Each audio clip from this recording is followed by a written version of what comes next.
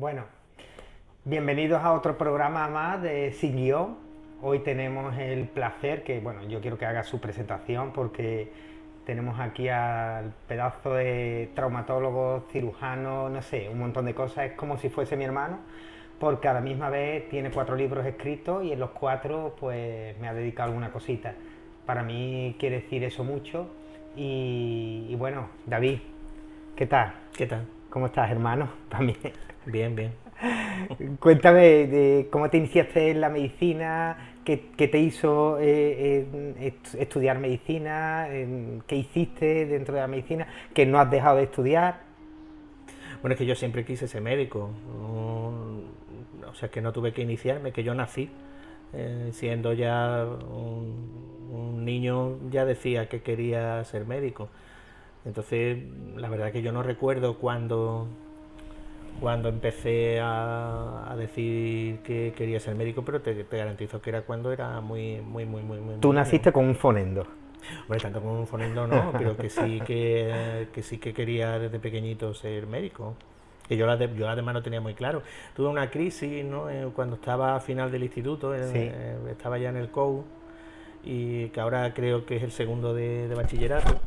Ujú. Se te ha caído Pues directo. Bueno, eso. Cuando estuve en el COU tuve una pequeña crisis y mis padres tenían un bar y yo no quería dedicarme al bar, entonces también es verdad que yo veía el futuro y decía, digo, bueno, 6 años estudiando medicina y aquí metido, no sé qué, para luego vete a saber qué. Entonces, pues pensé en hacer una carrera un poco más corta o algo de eso con la idea de independizarme y de irme pronto, porque no me gustaba absolutamente nada el trabajo del bar, ¿no? pero, pero bueno, al final pudo más la vocación y esa pequeña crisis se Pero convirtió bueno, más en... corta, ¿no? Que no has dejado de estudiar. Pero es que el médico nunca deja de estudiar, eso... Bueno, hay médicos que dejan, que repasan, pero tú dime realmente qué es los estudios que tienes hecho tú. Yo lo sé, pero me gustaría que tú lo dijese aquí. Vamos a ver, lo que pasa que es que te vuelvo a decir el que de verdad tiene una vocación médica Sí, él nunca deja de estudiar. vale. Lo primero que hiciste, médico de familia. Sí, yo soy especialista en medicina familiar y comunitaria, entonces era una especialidad que en mis tiempos digo mis tiempos porque es que en los últimos 20 años ha habido mucho cambio, ¿no? Y yo ya llevo pues 30 años ejerciendo, o sea, llevo 10 más. Y cuando yo me presenté la primera vez al MIR, pues familia era de 3 años, era una especialidad de 3 años. Y hice familia, y haciendo familia, pues me di cuenta que me gustaba la trauma porque veía a los especialistas en trauma que había en el hospital de Osuna, entonces yo estaba haciendo la especialidad de familia en el hospital de Osuna y yo veía que era una especialidad muy resolutiva, ¿no? Era una especialidad en la que llegaban, Sí. había una luxación de hombro, llegaban, le daban un tirón al brazo y el hombro estaba ya arreglado, ¿no? Entonces dije, bueno, pues me voy a presentar de nuevo al MIR y me presenté de nuevo al MIR y entonces ya Hiciste hice trauma. traumatología y después Trauma sacaste son 5 años. 5 años más y hace poco sacaste Cal Laude. Y corrígeme si lo estoy diciendo mal. Cum Cum laude. Laude. Bueno, lo que pasa es que yo siempre he tenido también una vocación histórica, a mí me ha gustado mucho la historia y entonces pues presenté una tesis doctoral sobre historia que tú fuiste además y fuiste Fui. testigo del caos Y libramos la tesis porque pero te acuerdas, ¿no? hombre, no me voy a De cómo fue la acordar. lectura, ¿no? O sea, Empezó a leer y empezaron a fallar los micrófonos, la visual, fue increíble. también es verdad que era una época difícil y extraña porque acabábamos de salir de la pandemia inmediata y estábamos todavía en los pródromos bueno, ya en el año 2021, sí, a principios del año 2021, pero que todavía había muchos sitios donde teníamos que entrar con mascarillas, con distancia, acuérdate, ¿no? Y Y entonces la tesis no tuvo más remedio que leerse de forma interactiva, o sea, que no podía haber mucho aforo sí, tampoco en la exactamente, no sala, o había sea, mucha gente. teníamos que dejar espacio entre unos y otros, o sea que fue terrible, ¿no? ¿Y qué Hasta se 7 siente? veces creo que se ¿Qué, empezó, ¿no? qué se siente? al tener tu Yo, tesis doctoral? para mí esto te digo que ha sido uno de los momentos mágicos de mi vida. Afortunadamente yo puedo decir que he tenido momentos muy bonitos, pero esto para mí, en el momento que yo ya di carpetazo a la tesis y ya cuando la leí, cuando llegué a los agradecimientos, tú te acuerdas, ¿no? Le Pues, dije a la gente de, aquí, bueno, no sabéis la alegría que me da llegar aquí, ¿no? Porque para mí mi tesis aunque también doctoral. podías cambiar un poquito, que siempre me pone, gracias Sergio González, el empujoncito que me pegó. Joder, cámbiame un poquito. Bueno, sí, no, bueno, Y pero es que es de bien nacido el ser agradecido, ¿no? la verdad es que nosotros nos conocemos hace 30 años y bueno, yo quiero que me cuentes alguna anécdota que te haya pasado, por ejemplo, en el quirófano, algo que tú recuerdes que tanto que te motive como que te haya hecho gracia de ti mismo. Pero bueno, ya te he dicho que no te voy a contar anécdotas de pacientes y entre otras cosas porque no. Bueno, pues por Yo soy encima. muy comedido y lo que a Sí, mí me cuentan, eso irá conmigo a la tumba. Y no sé si quieres te cuento otras cosas, pero desde luego anécdotas, no por nada, porque es que sí, siempre he considerado que las cosas graciosas son situaciones ridículas. Y cuando hay una situación ridícula entre dos personas, hay un ridiculizado y el otro que se ríe. bueno, Entonces a mí me ha tocado ser no el ridiculizado, sino el que se ríe. Y la verdad es que no me parece bien que se cuenten anécdotas cuando hay personas que se pueden sentir agraviadas y se pueden sentir bueno, pero ridiculizadas, ¿no? eso ya entramos en el juicio, porque yo me Claro, acuerdo bueno, una anécdota que yo igual te que todo. conté, yo me acuerdo una anécdota que me pasó a mí en la consulta, que el cirujano paró un poquito y el anestesista, que fue cuando le dije, date la vuelta al paciente que se me escapó otra cosa. No sé si te acuerdas de aquello. Sí me acuerdo, pero te vuelvo a decir, las cosas, las anécdotas, debe de quedar dentro del funcionamiento interno porque, bueno, pues no podemos dar Bueno, interno, tampoco vale, vamos a una dejarnos, mala impresión venga, vamos a de dejarnos la de gente, ¿no? interno, vamos a dejarnos del tema interno, venga, una operación en la que a ti te haya impresionado. Pues mira, la vi en Italia y le llamaban. Ay, que no me acuerdo cómo se llamaba el cirujano que la realizó, pero fueron por lo menos, yo qué sé, 13 o 14 horas de operación y era lo que se llama una ginoplastia rotatoria, ¿no? O sea, por lo menos lo que le llamaban ellos allí en el Instituto Rizzoli en Bolonia, en Italia. Y es que imagínate que una persona tiene un tumor en esta zona, ¿no? En la zona Sí, de la rodilla, ¿no? Un tumor maligno. Entonces, para poder caminar es muy importante tener esta función, ¿no? De hecho, las personas que se amputan no es lo mismo amputar por aquí que sí. amputar No es por lo aquí. mismo que sea puta que se amputa. Que se amputan, eso. Bueno, pero las personas que están amputadas, si no pregúntale cuánto nos daría una persona que por desgracia está amputada por esta zona por haber sido amputada por aquí, ¿no? ¿Sí? Claro, pues porque cuando se amputa por aquí tiene la función de la rodilla, entonces la dinámica de la marcha es mucho más fisiológica, digamos, ¿no? Y mucho mejor y se puede caminar mejor que si, por ejemplo, amputan por aquí, ¿no? O se tiene que amputar por aquí, ¿no?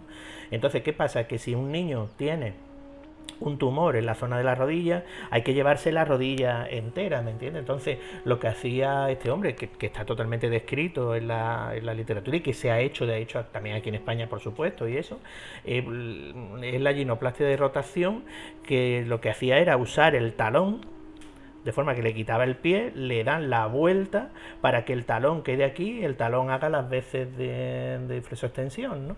De la rodilla, ¿no? Es una intervención, imagínate, hay que unir huesos, hay que unir músculos, hay que unir vasos sanguíneos, nervios, y claro, y son operaciones muy largas, ¿no? Y a mí eso pues me sorprendió mucho, ¿no? Y si yo te preguntara cómo murió Jesucristo, Ahí lo tienes escrito. ¿qué me dirías? ¿Cómo murió? Murió Po- crucificado, sí, en- evidentemente. pero pudo desangrarse realmente. Bueno, seguro, seguro. O sea, tú me estás preguntando de qué murió. ¿De qué murió? Bueno, Correcto. pues de que Desde la trauma. no, yo te lo hablo desde la medicina. Vale, pues háblame desde la medicina. Murió por múltiples causas, multifactorial. O sea, no solo fue por el traumatismo que sufrió, sino que es que empezó a fallarle el riñón, empezó a fallarle todo. O sea, fue un cúmulo de infortunios hasta que finalmente pues llega y fallece, ¿no? Y por un fallo multiorgánico, ¿no? Y desde la parte médica, cuando le daban los latigazos y perdía tanta sangre, realmente podríamos subsistir, podríamos andar con esa pérdida de sangre. No, claro, ahí una de las cosas que todos los autores coinciden es que hay una extraordinaria resistencia, ¿no? de la persona que fue Jesucristo, ¿no? Entonces nadie aguanta, salvo que sea una persona excepcional, ¿no? Como él era, ¿no? Entonces pues nadie aguanta tanto suplicio a lo largo de tantas horas sin que su psique, por ejemplo, no se viera afectada, ¿no? Y Jesucristo demuestra en todo momento hay una serie de causas más que suficientes para Sí. que cayera redondo al suelo muerto, y sin embargo no ocurre, ¿no? Y llega además con todas sus facultades mentales intactas al final de su vida, ¿no? Y cuando tú, bueno, y una pregunta de tu libro, porque hemos de decir que hay otra historia de la medicina, la pasión y muerte de Jesús. ¿Cómo murió? Las piernas, ¿cómo tenía las piernas? ¿Cómo tendría que estar crucificado? Bueno, pero eso es una teoría, ¿eh? Bueno, la teoría, estamos hablando de una teoría.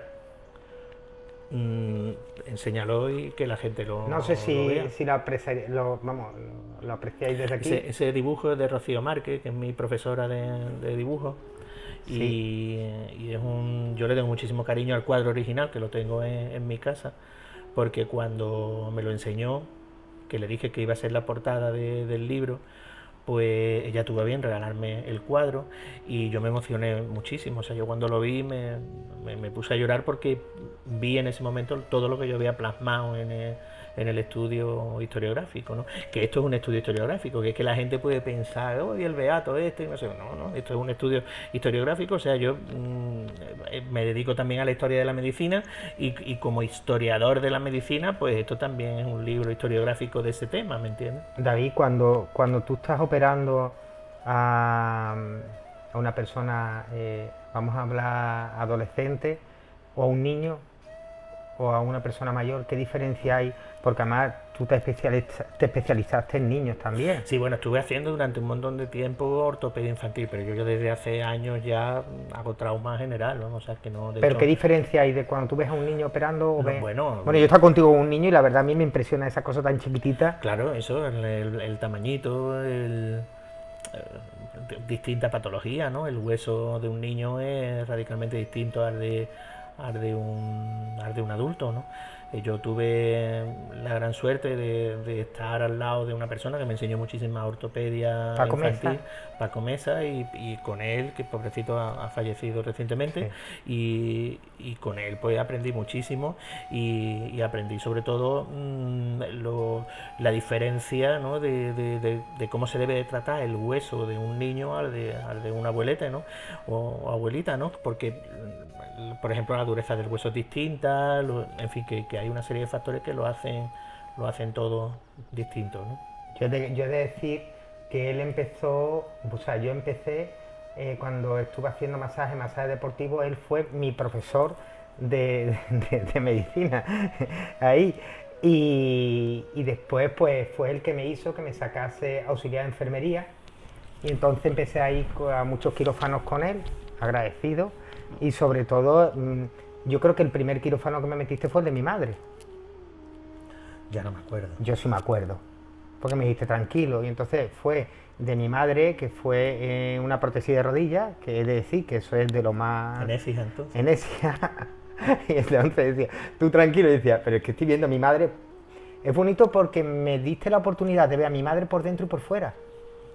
O sea, yo nunca había visto a mi madre por dentro. Ver por dentro. Pero bueno, ves a tu madre por dentro, Un ¿no? trocito así, ¿no? Pero Mira, lo estás viendo por dentro, ¿no? pero si a ti un paciente te cae sangre, pues dices, me ha caído la sangre del paciente, pero es que esta era de mi madre. Es que yo sentía a mi madre y decía, ostras, que mi madre, que no se duerma mucho, que esté más tranquila. O sea, tu madre salpicó a todo el mundo, porque en una prótesis de rodilla ya has visto tú cómo Por eso, es, pero o sea, que era no la es- sangre de mi madre. David, y decisiones, cuando tienes que tomar una decisión en el tema de la medicina, que tú dices, dos cosas. Una, por ejemplo, que tú estás en un quirófano, que estás esperando que sea una cosa y te encuentras otra, por ejemplo. Bueno, realmente ese tipo de situaciones son muy... A ver, son muy de película, ¿me entiendes? O sea, porque, pero no te creas que la medicina... Las series americanas estas que hacen de médicos y eso han hecho mucho daño. Y las que hacen ahora en España ya para qué contarte, ¿no? Porque dibujan una sanidad que es totalmente irreal. O sea, ese tipo de situaciones que tú me cuentas se da, es verdad, pero se da una vez de higos a brevas, ¿no? Vale, y cuando se da, ¿qué pasa? Pues nada, macho, tiras para adelante, ¿qué vas a hacer? Si ya está el paciente en la mesa, pues ya tiras para adelante. No, Y no cuando es tienes que dar una mala noticia, ¿cómo lo que haces? te lo vuelvo a decir, nosotros, por ejemplo, los traumatólogos, difícilmente tenemos que dar malas noticias. Hombre, damos noticias más negativas que otras cuando, por ejemplo, pues el hueso, por ejemplo, te lo encuentras demasiado porótico, ¿no? Y los tornillos entran para adentro, como pues, se le dice a la familia, mire usted, los huesos es que los tienes fatal, que no sé qué, no sé cuánto. Cuando tú a lo mejor pues esperabas encontrarte otra cosa, otra calidad de hueso, pero bueno, ¿Tú recuerdas el día? Yo eso creo no es que... dar malas noticias, te refieres tú a cuando tienes que dar algún... Hombre, por supuesto. Yo personalmente también. cuando me encuentro con algo en un diagnóstico que es tumoral, canceroso, yo personalmente, a mí así me lo enseñaron, yo nunca uso palabras que sean con mucha carga emocional, o sea, yo nunca uso, por ejemplo, la palabra tumor o la palabra cáncer, nunca la uso. Creo que además no debe usarse. ¿Qué se utiliza? ¿Carcinoma? No, tampoco, yo no tampoco. ¿Tampoco? Carcinoma y cáncer para mí es Bueno, lo mismo. pues, A ver, yo empiezo siempre diciendo, mire, hemos encontrado algo que es bastante serio, que hay que estudiarlo un poquito más, que a lo mejor hay que tomarle una muestrecita para seguir estudiándolo y que bueno, que vamos a seguir estudiándolo. Y sobre todo ya en ese momento yo ya estoy estudiando también al paciente en el sentido de que es que el paciente me tiene que ir diciendo con sus preguntas si quiere saber más o quiere saber menos. Si el paciente sí. te habla y te dice, pero ¿qué es? Pero eso es malo, pero es algo malo, él no sé qué. Entonces el paciente quiere saber más, pues a medida que el paciente quiera saber más, pues tú le vas contando más, ¿me entiendes? Oye, ¿y el efecto fantasma que se dice cuando hay una amputación? ¿Se dice efecto fantasma? Miembro fantasma, ¿Miembro ¿no? fantasma? Sí, eso existe. Sí. O sea, ¿te han llegado a decir me pica el pie por decirte algo y estaba amputado? Claro, claro que lo llegan. Bueno, más que el problema está en que no es picor lo que suelen referir dolor. Dolor es lo Claro, que... porque se lo notan. O sea, la mente está acostumbrada al pie, ¿no? Y realmente Una serie de mecanismos cerebrales complejísimos, pero Y sí. otra cosa que la gente se hace muchas preguntas es cuando dicen me han anestesiado o me han sedado. ¿Qué es la sedación? ¿Qué es la...? Bueno, yo no soy anestesista y no Pero te bueno, puedo si decir, pero sabes decirme... por decirlo de alguna forma para que lo entiendas, la sedación es como una anestesia, pero leve, ¿no? O sea, el paciente pierde la conciencia, está sedado, está con la conciencia en ese momento perdida, pero por ejemplo no está intubado, ni está con una mascarilla laringea, ni nada de eso, sino que está sencillamente dormido. ¿Y por qué no recuerda nunca nada luego Bueno, el pues porque paciente? los fármacos que usan los anestesistas, o sea, ten en cuenta que son una especialidad y una especialidad complejísima, ¿no? Es que yo, Y no tiene más remedio además que ser así. Tú imagínate si cada persona que se operara recordara cada dolor que ha pasado durante la intervención. que yo me Dios acuerdo mío, nadie querría entonces operarse, yo ¿no? me acuerdo de una intervención de una mujer que nada, me dijiste, aguántale el pie y la anestesista me dijo, "No, tranquilo que no se va a acordar, que empezaba a pegar bote y digo, ¿cómo no se va a acordar esta mujer? No, Sí, claro. como está. Y no, pero yo sé el día yo sé uno de los días que tú más sudaste en un quirófano. A ver si lo recuerdas. No lo me acuerdo. Acuérdate que yo tenía un rechazo en el pie algo Coño, estaba claro, quitándome los sí, tornillos sí, claro, sí. y te dije, hermano, tranquilo con lo que te voy a decir, pero la anestesia se me ha pasado. Y me echaste y me reñiste allí en el quirófano. Eso no puede ser. No, tienes que avisar. Me acuerdo Sí. de esto. Y bueno, y otra cosa de la polio. ¿Qué me dices de la polio? El estudio, el libro de la polio. ¿Qué tienes hecho sobre la polio? Es que yo a la polio llego porque cuando entré a hacer la tesis en el Departamento de Historia de la Medicina, Sí. la tesis que se me propuso como traumatólogo que era el empezar a investigar las epidemias de polio que hubo en nuestro país en los años 40, que realmente las epidemias gordas fueron en los años 50, pero a mí me propusieron el estudiar la polio en la década de los 40. Entonces, o sea, como una década antes, ¿no? Y entonces los traumatólogos de nuestra generación vemos las secuelas de polio, pero no sabemos de polio, en el sentido de que es que ya afortunadamente polio no hay, ya lo que estamos viendo son las personas que tienen secuelas de polio, pero polio activa ya solo queda en 2 países en el mundo, ¿Y cómo ¿no? se cogía la polio? Pues era como un resfriado, ¿eh? O sea, que no te creas que la polio se pillaba de forma, vamos, de hecho la transmisión es fecal oral, vamos, o sea que la transmisión se pilla a través del contacto con personas, ¿no? que tienen el virus, Y ¿no? el cuerpo, cómo reaccionaba el cuerpo con la polio, por ejemplo? Y un resfriado, Sí. la mayoría de las veces el resfriado se curaba y había pasado totalmente desapercibido, pero cuando no pasaba desapercibido, aproximadamente en el 1% de los casos, que eran muy Muy poco. poquitos realmente, pero tú díselo eso a las personas que tienen hoy por hoy las secuelas de polio, si a ellos les parece poco, ¿no? A los pocos días de haber tenido el cuadro catarral, a la semana aproximadamente, empezaban con un cuadro de debilidad extrema, ¿no? Sobre todo de las piernas, porque afectaba mucho a las piernas, y se postraban en la cama y ya de ahí no salían porque se les atrofiaba el O sea, miembro. se Y atrofiaban la... sí, de hecho, una persona que tenga polio, si tú le ves la pierna, puede tener una pierna normal, ¿no? Si no le afectó por ejemplo, imagínate, a la derecha no le afectó más a la izquierda, pues la pierna izquierda está totalmente atrófica y totalmente caquética, ¿no? Y bueno, ¿y cómo dirías tú que, voy a decirlo, cómo dirías tú que están los pacientes actuando ahora mismo con los médicos en una consulta? Pero los pacientes de polio, ¿te No, refieres? paciente actualmente. ¿Cómo te sientes tú en una consulta? No, verás, ¿Respeto, no respeto? no hay respeto, eso está claro, eso se ha perdido ya, también son otros tiempos lo que Bueno, estamos, pero lo que tampoco estamos otro tiempo viviendo. que entre alguien hablando por el móvil y te diga, espérese un No, no, momento, bueno, doctor, que eso estoy ya se ha hablando por perdido. No, teléfono, doctor no ¿no? te dicen nunca, empezando por ahí, Ninguno. nadie. Pero bueno, a mí eso la verdad que me importa un bledo, ¿no? Eso tampoco es que sea imprescindible, ¿no? Para hacer tu trabajo. Pero hombre, el respeto más que al médico, a la sanidad, sí que se debería de tener, ¿no? A nuestro sistema público, por ejemplo, se debería de tener un respeto que la gente lo ha perdido. Y además hemos visto lo que ejercimos también en pandemia, una prepandemia y una pospandemia, ¿no? Yo me acuerdo cuando la gente decía, vamos a salir mejores después de la pandemia, vamos a salir más humanos. Leche miga, no Se somos ha más humanos. deshumanizado todo. Se ha deshumanizado todo y la gente entra en una consulta de forma maleducada muchas veces, por desgracia, ¿eh? O sea, es verdad que, ojo, hay pacientes que son geniales pero luego hay muchísima gente, demasiada, que entra en la consulta directamente con la predisposición a atacar, ¿no? Digamos, insisto, no atacan al médico muchas veces, sino atacan al sistema, ¿no? Y nuestro sistema público es verdad que ya tiene muchísimas deficiencias. Pero ¿quién sabe más, internet o el médico?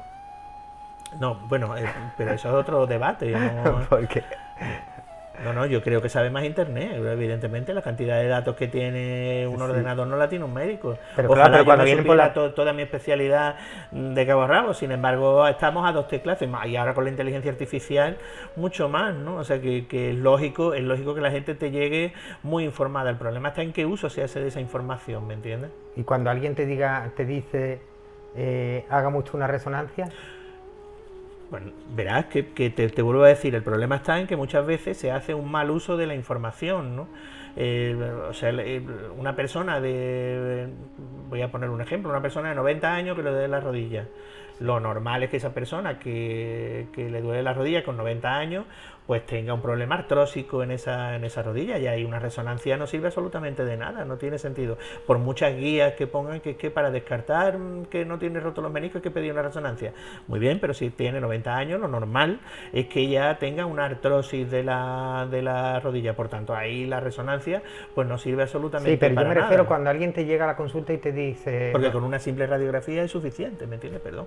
claro, pero cuando alguien llega y te exige, te dice, quiero que usted me haga una resonancia, adolescente o no adolescente. Bueno, vamos a ver, si es que la gente se cree que es que nosotros estamos para no pedir y para no satisfacer A lo eso que... me refiero. Vamos a ver, yo siempre digo lo mismo, esto está todo protocolizado, si es que está todo.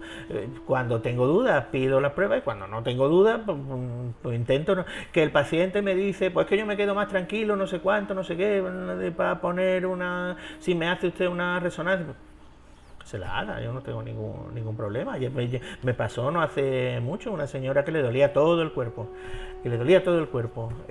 no había un punto de dolor que no fuera doloroso, y quería una resonancia de cuerpo entero. Eso no tiene, desde el punto de vista médico, no hay ningún protocolo que diga eso. Hágase la resonancia, pero no me la traiga a mí, porque se la pido porque usted la quiere, pero no me la traiga a mí porque es que yo no creo que haya sido una indicación médica ni una indicación mía, ¿me entiende? O sea, vaya si usted misma la interpreta, en tanto en cuanto usted me está presionando para pedir ese tipo de resonancia. Y la verdad es que muchas veces los médicos estamos tan presionados y tan asustados por las reacciones que pueden tener determinadas personas, que al final acabas entrando en Ese el, juego. en el juego, ¿no? En el mal juego ese, ¿no? Porque eso no es, eso, insisto, eso no es medicina. ¿Y qué opinas? Pero dicho Sí. todo esto, Sí. te vuelvo a decir que la gente viene mal informada, ¿me entiendes? O sea, no, porque hacen un uso de la información que les ha llegado a través de internet o a través de otras personas y eso, pero no saben censar esa información. O sea, entonces, si te vienen con una información sesgada y con una información mal censada, pues evidentemente es lógico de que se pidan ese tipo de cuestiones. También es un arte del médico el intentar revertir esa situación, ¿no? Oye, un día trataste a Alejandro Sanz, ¿no? Hace muchos años. Me acuerdo yo de... No voy a hablar, ¿no? Bueno, pero que, hombre, que es un dato curioso de eso. ¿Y algún objeto que te hayas encontrado cuando en alguna cirugía o algo, cuando hayas abierto, te has encontrado un objeto de antes? ¿Que recuerdes? No, Que no, se hayan no. dejado una gasa, se hayan dejado algo No, por dentro. favor, no. Bueno, puede pasar. Yo me acuerdo, la madre de mi compañero se habían dejado una tijera dentro y una gasa dentro. No es mi caso. No quiere decir que tú te la hayas dejado, sino de No, alguien que tú ya has encontrado. ni me lo he encontrado tampoco. Y a chavales que están estudiando ahora medicina, por ejemplo, ¿qué le aconsejaría? Que estudien medicina, que estudien mucho, que lean mucho. Y dentro de Sobre todo para que adquieran también sentimiento crítico, ¿no? Que ese es Sí. el hándicap que yo pienso que tienen los estudios actuales de medicina, ¿no? Que se aprende mucha tecnología, ¿no? Se aprende una medicina muy basada en la tecnología, pero poco basada en la humanización, ¿no? Poco basada en los aspectos más humanísticos de la carrera, ¿no? Y tú dentro de la medicina, aparte, bueno, a ti te gusta la traumatología, ¿vale? Después de tantos años que llevas dentro, ¿qué rama le recomendarías a algún chaval que tú dijese, ostras, yo estudiaría esto porque me encanta este campo ahora? O, no sé si seguiría siendo la trauma o sería cardiología o neurología o no sé. ¿Qué le aconsejarías a hay algo más? hicieran? Sí, que hiciera. Que se necesiten médicos de esa rama y que sea bonita, por ejemplo. Bueno, es que verás, lo que sí que es verdad que yo les recomendaría que la rama que estudien, cualquier rama que estudien, evidentemente no van a tener más remedio ya que contar con la inteligencia artificial. O sea, que hagan Se, lo que hagan, va a tener que ser... ¿Se van a acabar los médicos en el quirófano? Bueno, en el quirófano y en todos sitios, ¿eh? O sea que no, los médicos estamos... Explícanos eso. O sea, que llegará a ver delante tuya, no habrá un médico, habrá una computadora que tú le digas tengo Pues esto. yo estoy convencidísimo, si ya eso ya hay de hecho en Japón han inventado una máquina en la que ya es capaz de diagnosticar ciento y pico de enfermedades y subiendo, ¿no? O sea, con una serie de parámetros el paciente se mete como una especie como de fotomatón y empiezan a hacerle pruebas y hacerle cosas y se diagnostica ya no sé cuántas enfermedades llevarán, pero bueno, que ese tipo de inventos ya están muy establecidos, vamos, o sea, y es más, verás, esto también es un ciclo, ¿no? O sea, yo pienso que no existe, al igual que ya no existen, por ejemplo, los escribientes como tal, ¿no? Hay una serie de profesionales, ¿no? Sí. que han desaparecido, ¿no? De nuestro medio, ¿no? Pues esto es lo mismo, o sea, ¿no? La medicina ha tenido ya 3.000, 4.000 años de historia y llegará un momento en el que se cambie Y entonces el paradigma médico como lo conocemos actualmente, ¿no?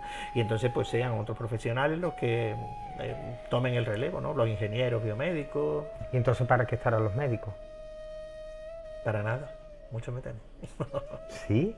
Claro. O sea, que la carrera de medicina puede llegar a acabarse.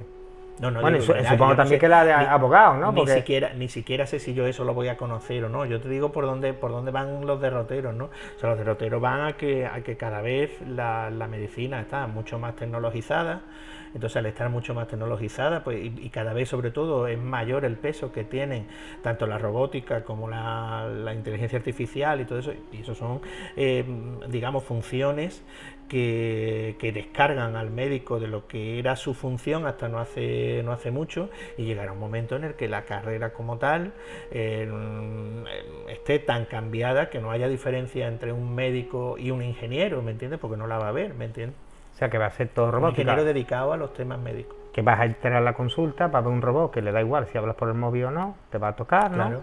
Y va a decir, tienes tal, tal, tal. Y si no hará falta ni tocar, si no hará falta tocar, si es que ese es el problema, hemos perdido también pero bueno, eso ya está pasando.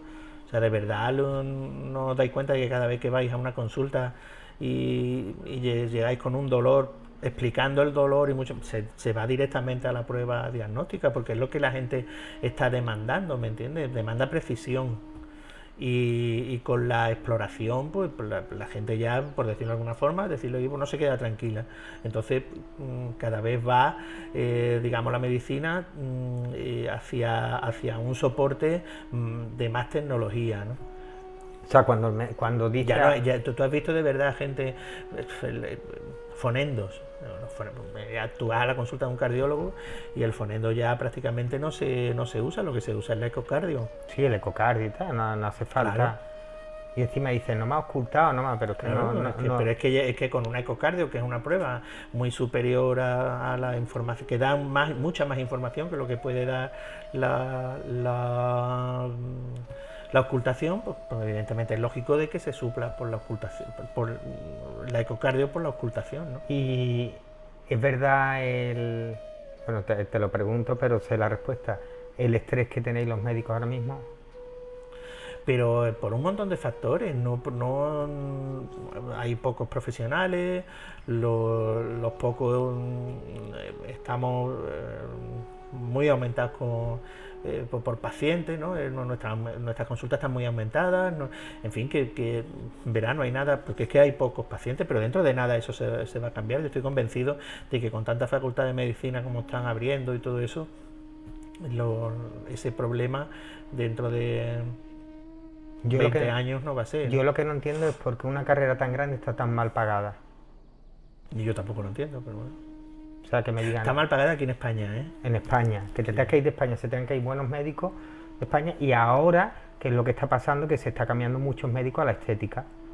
Muy bueno. Bueno, pero también es un signo de los tiempos, ¿no? O sea, ten en cuenta que nuestros tiempos actuales en las sociedades occidentales, las sociedades opulentes, nos está llevando a tener todas nuestras necesidades básicas totalmente cubiertas, y entonces pues aparecen ramas de la medicina que la gente está demandando, ¿me entiendes? Pero hay muchos pedazos de médicos que se van para ganar 10 veces más en la estética. Pero te lo y se vuelvo, pierde ese médico. te lo vuelvo a decir. O sea, ¿tú crees de verdad que si nosotros tuviéramos las necesidades no cubiertas, dicho de otra forma, ¿tú crees que una consulta de estética en Gaza, con la que están viviendo ahora mismo allí, que se están muriendo de hambre, prosperaría? Pues creo que no, ¿no? ¿Por qué? Pues porque no tienen sus necesidades básicas, no las tienen cubiertas.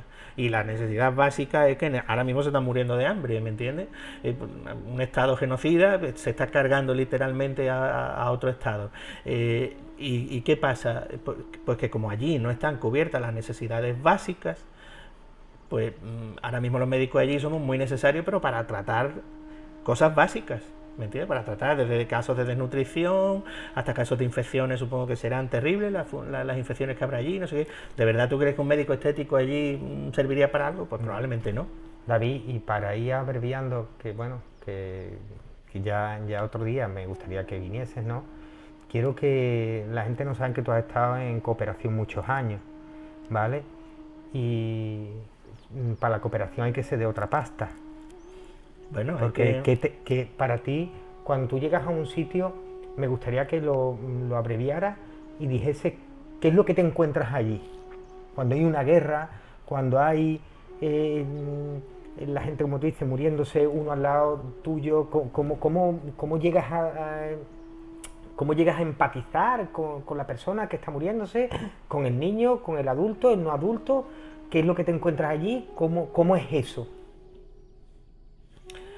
Vamos a ver, la mayoría de las veces, como te digo, cuando tú llegas a un sitio así, te encuentras con una población que sus necesidades básicas no están cubiertas. Entonces, como no están cubiertas, pues esa gente te consulta y te consulta por problemas terribles, o sea, problemas que tú aquí no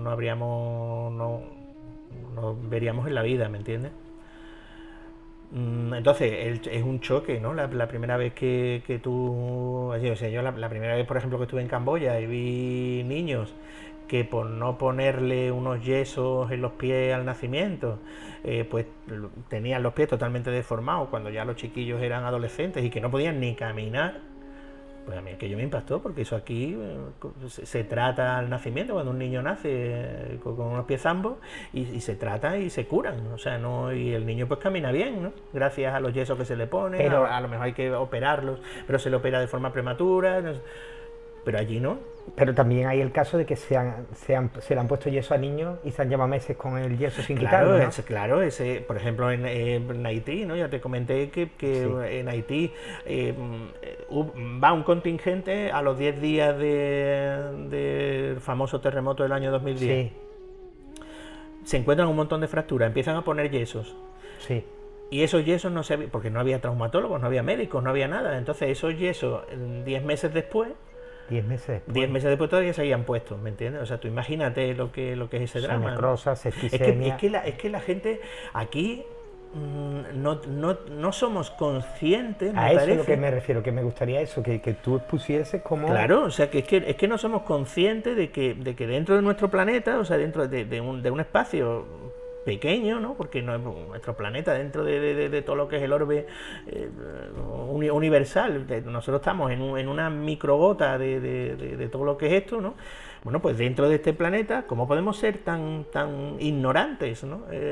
Unos y otros, ¿no? En el sentido de que es que hay gente que aquí te está demandando por cosas que son risorias, cuando hay gente que se lleva con los yesos 10 meses puestos porque no hay, Pero, o sea, no hay traumatólogo. pero- Y sobre todo, hay gente que cuando protesta porque la sanidad en España va mal, no sé qué,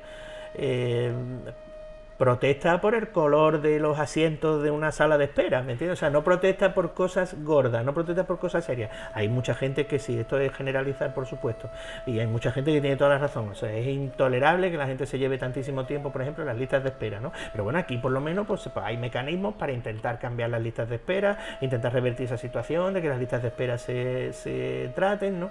Pero es que en estos sitios, ¿no? A mí lo que me sorprende es que cuando hay lo que estamos hablando en Haití, en Camboya, cuando hay catástrofes tan grandes, ponen al niño que está enterrado, ponen la madre que está enterrada, ponen realmente lo que llama la atención en la televisión, ¿no? Pero no ponen después al médico, al enfermero, al auxiliar, a todo el conjunto que hay, cómo se hace después de ese niño. Pues se encuentra el niño enterrado, pero no ponen el después, solamente ponen la noticia que vende. Pero es que eso es periodismo también, ¿no? Claro, pero también podría venderse un poquito de la situación para que también las personas fueran a ayudar. Pero tiene que tener presente que el periodismo vive hasta cierto punto de cierto sensacionalismo, ¿no? Y todo eso, si la gente no se hace eco de esa situación, porque la noticia, digamos que no tiene una entidad suficiente desde los ámbitos periodísticos, pues evidentemente pero bueno, el periodista tiene que buscar lo que sí, de verdad llame la atención desde el punto de pero vista. Pero también hacen elefantes, ¿no? Como no sé nada de periodismo, no lo puedo decir. Pero también hacen elefantes, ¿no? Y mariposas, ¿no? Y hay otras cosas también que se pueden sacar, ¿no? No solamente claro, pero si eso, pero si eso no te llama si eso no vende, por decirlo de alguna forma, pues podríamos probarlo. Bueno, y para terminar, háblame un poquito del año del cataclismo que escribiste, cómo lo hiciste, cuando vine de Haití. ¿Y aquí qué es lo que plasmas? Es súper divertido. Las vivencias de lo que viví allí, ¿no? O sea, Haití es uno de los estados fallidos, esto que hay, que bueno, aquello es un poco me gustó. Yo lo recomiendo, un poco desastre, ¿no? Lo recomiendo porque me gustó mucho el libro, es divertido y a la misma vez pues te toca el corazón. Ya la segunda parte que estás escribiendo ahora. Bueno, eso ya se verá, ¿no? Bueno, pero adelántanos un poquito de la historia que estás escribiendo ahora o algo. No, ya se ha escrito otra ¿Sí? cosa, pero está todavía... ¿Y para cuándo saldrá más o menos? Ojalá para después del verano. Para después del verano, ¿no? Bueno, pues nada, que muchísimas gracias, David, hermano. Ya ha pasado 50 minutos, 40 y tantos minutos han pasado ya. Madre mía. Para mí ha sido... Es que se está haciendo lo corto, gusta más. Y no es corto, porque es que al final hemos estado 40 minutos, nos ha faltado discutir muchas cosas, hablar de más cosas, pero lo haremos más veces, porque tienes que venir a contarnos, vamos, muchas cosas de las que has estado por ahí, porque a mí, yo me quedo con la boca abierta cada vez que me cuentas cómo has estado, cómo haces, o como cuando contabas las camillas que tenían 2 agujeros, cuando los enfermos allí, muchas cosas. Por cierto, no vamos a hablar de bichitos, que sabemos tu trauma son los bichos. Que yo no sé cómo has sido capaz de ir por allí. No, los bichos no, la cucaracha. No. Sí, he de decir que es una persona súper valiente, pero que no aguanta una cucaracha. Bueno. Que siempre que entrábamos en algún sitio o algo es, por favor, entra tú y dime si hay alguna cucaracha.